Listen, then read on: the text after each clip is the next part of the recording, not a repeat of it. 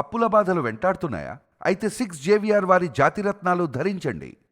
Hi hello నమస్తే, నేను మీ కట్టా కార్తీక్. మనతో ఉన్నారు ప్రముఖ సామాజిక రాజకీయ విశ్లేషకులు డివి శ్రీనివాస్ గారు. సార్ నమస్కారం. సార్ నమస్తే సార్, ఇప్పటికే ఆంధ్రప్రదేశ్కి ఒక ప్రముఖ ఐటీ కంపెనీ రాబోతున్నట్టు వార్తలు వింటా ఉన్నాం. ఇప్పటికే వైజాగ్లో టీసీఎస్ ల్యాండ్ అయింది. అయితే ఇప్పుడు కొత్తగా కాగ్నిజెంట్ కూడా వైజాగ్ రాబోతుందని నిన్న ఆంధ్రప్రదేశ్ విద్యా ఐటీ శాఖ మంత్రి నారా లోకేష్ గారు అఫీషియల్గా ట్విట్టర్లో ప్రకటించారు. దానికి 21 ఎకరాలను కూడా ఇవ్వబోతున్నాం ఆ కంపెనీకి అని చెప్పేసి కూడా అఫీషియల్గా చెప్పారు. ఇదంతా పక్కన పెడితే లోకేష్ గారు ఢిల్లీ వెళ్ళి వచ్చిన తర్వాత ఈ ప్రకటనలు రావటం ఇప్పుడు కొత్తగా వినపడుతుంది. అంటే యాపిల్ మ్యానుఫ్యాక్చరింగ్ యూనిట్ కూడా, అంటే యాపిల్ కంపెనీకి సంబంధించినటువంటి ఉప పరికరాల తయారీ కేంద్రం ఆంధ్రప్రదేశ్లోకి రాబోతుంది అనేటువంటి వార్తలు. తర్వాత టెస్లా కంపెనీ, టెస్లా ఇండియాకి ఇంకా రాలేదు. ఒకవేళ ఇండియాకి అంటూ వస్తే దాని మ్యానుఫ్యాక్చరింగ్ యూనిట్ ఆంధ్రప్రదేశ్లోనే పెట్టించాలని లోకేష్ గారు ప్రయత్నాలు చేస్తున్నారు. దానిలో భాగంగానే ఢిల్లీ టూర్ పెట్టుకున్నారు. కాళ్ళకి బలపం కట్టుకొని తిరుగుతూ ఉన్నారు. ఒకప్పుడు చంద్రబాబు నాయుడు గారు పెట్టుబడుల కోసం, పరిశ్రమల కోసం కేంద్ర ప్రభుత్వంతో లాబింగ్ చేసుకుంటూ కాలికి బలపం కట్టుకొని తిరిగేవాళ్ళు. ఇప్పుడు ఆ పని లోకేష్ గారు తన భుజాన్ని వేసుకున్నారు అనేటువంటిది వినపడుతూ ఉంది. ఢిల్లీ వెళ్ళారు, అనేక మంది కేంద్ర పెద్దలను కలిశారు, హోంశాఖ మంత్రి అమిత్ షా గారితో భేటీ అయ్యారు. ఈ అన్నిటిని ఎలా చూడాల్సిన పరిస్థితి కనపడతా ఉందంటే ఏం చెప్తారు? అంటే విధ్వంసం నుంచి వికాసం వైపు, ఇవాళ చీకటి నుంచి వెలుగులోకి ఆంధ్రప్రదేశ్ గతంలో మనం చూసాం. 5 ఏళ్ల జగన్మోహన్ రెడ్డి పరిపాలనలో పారిశ్రామికవేత్తలంతా భయపడి పారిపోయారు. పరిశ్రమలన్నీ మూతపడ్డాయి, వేరే రాష్ట్రాలకి తరలిపోయాయి. అలాంటి పరిస్థితి నుంచి ఇవాళ మళ్ళా ఎప్పుడైతే అటు కేంద్రంలో మోడీ, ఇక్కడ రాష్ట్రంలో చంద్రబాబు డబుల్ ఇంజన్ సర్కార్ ఏర్పడిందో, ఇవాళ ఏంటి హెవెన్ ఆఫ్ ఆపర్చునిటీస్, అవకాశాల స్వర్గధామం, ఇన్వెస్ట్మెంట్స్ డెస్టినేషన్, పెట్టుబడుల గమ్యస్థానంగా ఆంధ్రప్రదేశ్. ఏంటి మనం చూసాం, మీరు చెప్పారు టీసీఎస్. ఇవాళ మరి ఆయన ఇవాళ ఇక్కడ టాస్క్ ఫోర్స్కి డిప్యూటీ చైర్పర్సన్, ఇది నటరాజన్ చంద్రశేఖర్, టాటా గ్రూప్స్. ఆయనే ఇవాళ ఆంధ్రప్రదేశ్లో ఈ పెట్టుబడులన్నీ రాబట్టడానికి ఒక టాస్క్ ఫోర్స్ పెడితే దానికి ఆయన్నే మరి డిప్యూటీ చైర్మన్గా చేశారు చైర్మన్ చంద్రబాబు. ఆయన ఇప్పుడు టీసీఎస్ మరి విశాఖపట్నంలో ఆల్రెడీ ల్యాండ్ అయింది. నీకేంటి దానివల్ల దగ్గర 12,000 మందికి అక్కడ ఉపాధి. అవును, ఒక టీసీఎస్ ద్వారా. ఇప్పుడు కాగ్నిజెంట్ అనేది ఇవాళ అసలు గేమ్ చేంజర్ అనమాట.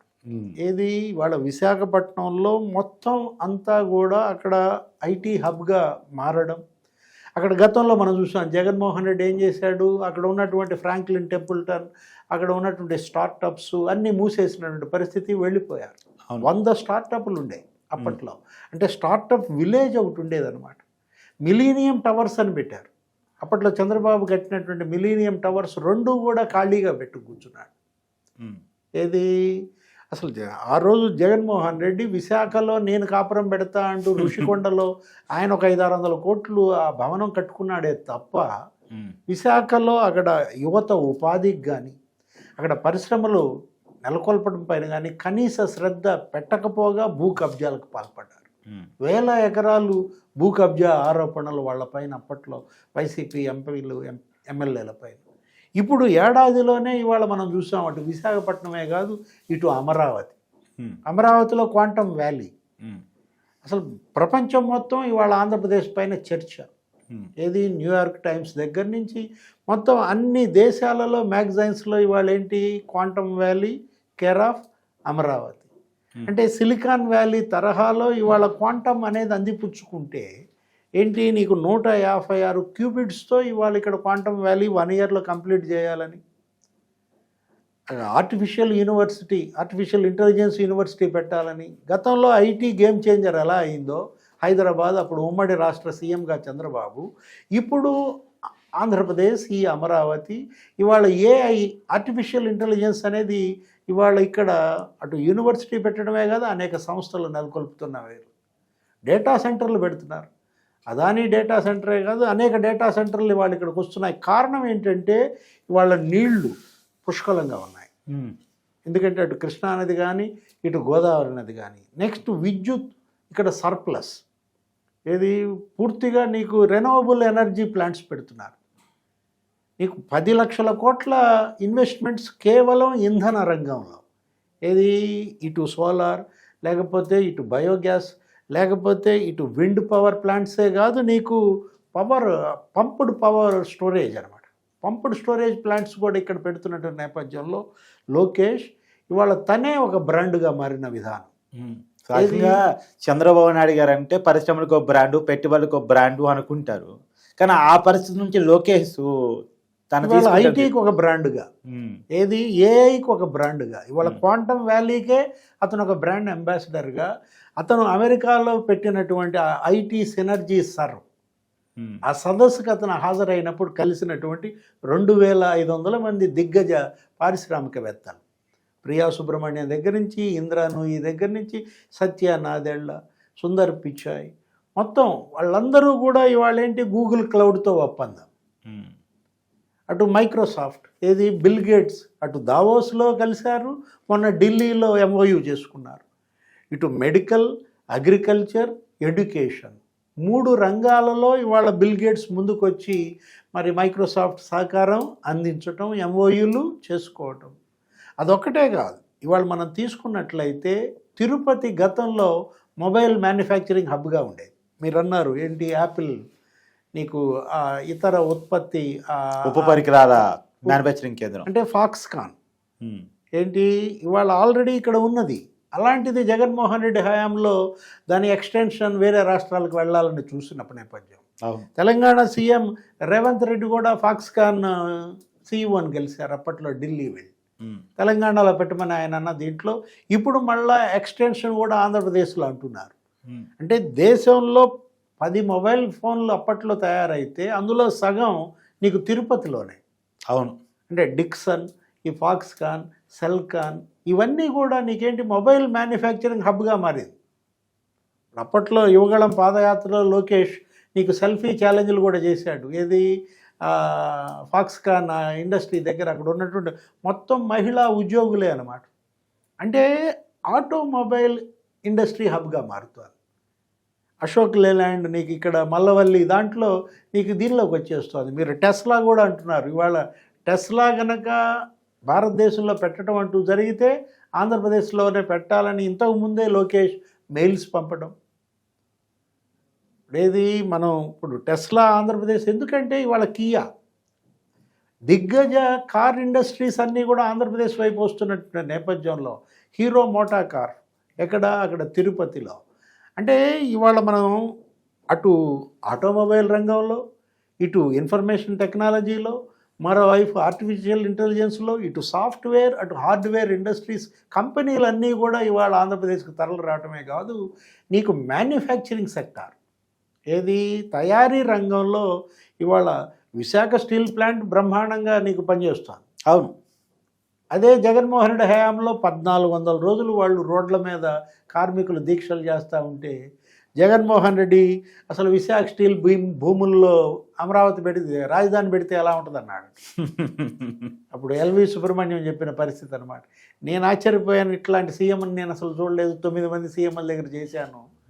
విశాఖ స్టీల్ ప్లాంట్ చరిత్ర ఆయనకి తెలియదా?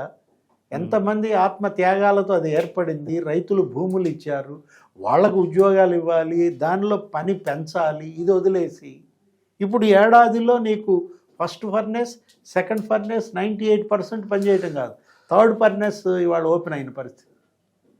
స్టీల్ ప్లాంట్కి నీకు కేంద్రం 13,500 కోట్లు ఇచ్చిందనమాట. అంటే అటు రైల్వే జోన్ వస్తుంది, స్టీల్ ప్లాంట్ వస్తుంది, అక్కడ ఆర్సిలార్ మిట్టల్ స్టీల్ కంపెనీ పెడుతున్నారు ఏది అనకాపల్లిలో. నెక్స్ట్ అసలు జిందాల్, గతంలో జగన్మోహన్ రెడ్డి ఏమనేవాడు, ఏదో గిత్వానియా ఆ కేసులు పెట్టి జిందాల్ని ధరిమేశారన్నారు. ఇప్పుడు ఆ జిందాల్ మొన్న చంద్రబాబుని కలిసి 12వ తారీఖు లోపు మేము అక్కడ కొబ్బరికాయ కొడతామన్నారు.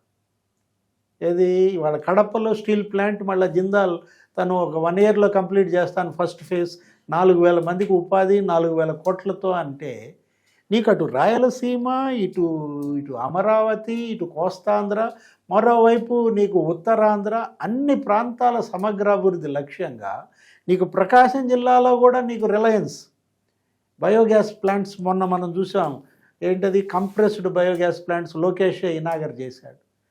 500 ప్లాంట్స్ పెడుతోంది ఏది రిలయన్స్, దగ్గర 65,000 మందికి ఉపాధి. అంటే ఇవాళ ఒక ఉపాధి కేంద్రంగా ఆంధ్రప్రదేశ్ మారుతుంది. గతంలో నిరుద్యోగం విపరీతంగా పెరిగిపోయిన పరిస్థితి.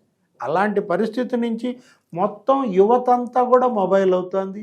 ఇప్పుడు చదువుకుని బయటకు వచ్చిన వాళ్ళందరికీ కూడా ఉద్యోగానికి గ్యారంటీ అనేటటువంటి ఒక దీంట్లో ఒకటే వీళ్ళు తీసుకున్నదన్నమాట. ఏంటి, ప్రతి ఒక ఇంటి నుంచి గతంలో నేను ఒక ఐటీ నిపుణుడిని తయారవ్వాలని కోరుకునేవాడిని. ఇప్పుడు ప్రతి ఇంటి నుంచి ఒక ఎంటర్‌ప్రెన్యూర్ తయారవ్వాలి. అతనే కొంతమందికి ఉద్యోగాలు ఇచ్చేలాగా ఎదగాలి. ఇవాళ జాబ్ సీకర్లుగా కాదు, జాబ్ క్రియేటర్గా మారాలి అంటూ చంద్రబాబు దిశానిర్దేశం, ఈ లోకేష్ నాయకత్వం, ఇవాళ ఆంధ్రప్రదేశ్ మరి నిజంగానే మీరు అన్నట్టుగా ఏంటి, అటు టెస్లా వస్తుందా, ఇటు ఫాక్స్కాన్ ఎక్స్టెన్షన్ వస్తుందా, లేకపోతే అసలు క్వాంటమ్ వ్యాలీ ఏంటి, అవకాశాల స్వర్గధామంగా ఆంధ్రప్రదేశ్. అదే లోకేష్ గారు ఒక కామెంట్ నాకు గుర్తుకొస్తుంది. నేను చాలామంది కంపెనీ ప్రజలతో భేటీ అయినప్పుడు వాళ్ళు రేజ్ చేసే క్వశ్చన్ ఏంటంటే 2019లో అధికారం చేతులు మారటం వల్ల మేము తరిమి వేయబడ్డాం, మళ్ళీ ఆ పరిస్థితి వస్తే మా పరిస్థితి ఏంది అని చాలామంది పారిశ్రామికవేత్తలు భయపడుతున్నారు, మాతో బాధపడి చెప్తూ ఉన్నారు అని చెప్పేసి పరిశ్రమలు రాబట్టుకోవడానికి అది పెద్ద అడ్డంకిగా ఉంది అని చెప్పేసి లోకేష్ గారు అంటే మనం గతంలో విన్నాం. ఇప్పుడు ఆ పరిస్థితి ఉందా అంటే అంత భయపెట్టాడు జగన్మోహన్ రెడ్డి.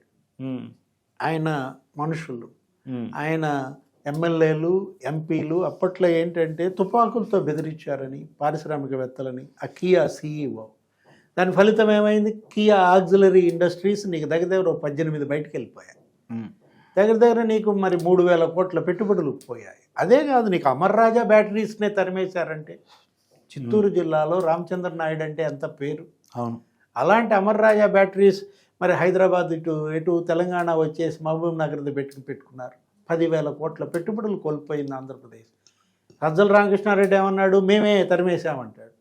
అదేదో పొల్యూషను కాలుష్యం వస్తుందని మేమే వెళ్ళిపోమన్నారంటే, ఇవాళ అసలు జయదేవ్ బాధితుడుగా మరి గల్లా జయదేవ్ని అంత వేధించారంటే ఎవరుంటారు? లుల్లుని తరిమేశారు. హైయెస్ట్ ట్యాక్స్ పేర్ ఆంధ్రప్రదేశ్ ఆయన మళ్ళా ఎవరు? గల్లా జయదేవ్, గల్లా రామచంద్ర నాయుడు, ఆ కుటుంబం. ఇప్పుడు వాళ్ళు గతంలో ఎక్కడో NRIగా ఉన్నాడు, నేను నా ప్రాంతం అభివృద్ధి చెందాలి, నా మనుషులకు ఉపాధి కల్పించాలని ఆయన వస్తే ఆయన్నే తరిమేసే పరిస్థితి వచ్చిందంటే ఫ్రాంక్లిన్ టెంపుల్టన్ తరిమేశారు. అరే అసలు ఫార్చ్యూన్ 500 కంపెనీస్. అలాంటి పరిస్థితి మరేంటి, మళ్ళా భూతం వస్తే ఏం చేస్తాం ఏంటి అని వాళ్ళు భయపడుతున్నారంటే ఆ భూతాన్ని భూస్థాపితం చేస్తామనో ఏదో చంద్రబాబు అనడం. దానికి నిన్న జగన్మోహన్ రెడ్డి కూడా ప్రెస్ మీట్లో కొంచెం గింజుకున్నాడు. ఏమని, నన్ను భూస్థాపితం చేస్తాడంట, నన్ను భూస్థాపితం చేస్తాడు. ఇవాళ భౌతికంగా జగన్మోహన్ రెడ్డిని భూస్థాపితం చేయటం కాదు, వైసీపీ అనేటటువంటి ఒక భూతం ఇవాళ ఆంధ్రప్రదేశ్లో ప్రజల్ని, పారిశ్రామికవేత్తల్ని భయభ్రాంతులకు గురి చేసిన నేపథ్యంలో ఇవాళ ఏంటి, వైసీపీ విముక్త ఆంధ్రప్రదేశ్. ఇది మనం అనేది కాదు, చంద్రబాబు అనేది కాదు కదా, ఇదేంటి ప్రజల కోరిక. ప్రజలు ఏమని కోరుకుంటున్నారు, వాళ్ళకి యొక్క ఆకాంక్ష ఏంటి, పని. చేతి నిండా పని గనక కల్పిస్తే ఇవాళ అతని కాళ్ళపై అతను నిలబడతాడు. అతనిలో ఒక రకమైనటువంటి పొదుపు శక్తి పెరుగుతుంది, కొనుగోలు శక్తి పెరుగుతుంది. అదొక సంపద చక్రం. ఆ సంపద చక్రాన్ని జగన్ విధ్వంసం చేశాడు. ఇప్పుడు మళ్ళా ఆ సంపద చక్రం క్రియేట్ అయింది. ఇది ఇవాళ ఆంధ్రప్రదేశ్కి ఒక మంచి ముందడుగు. Thank you sir. నమస్తే.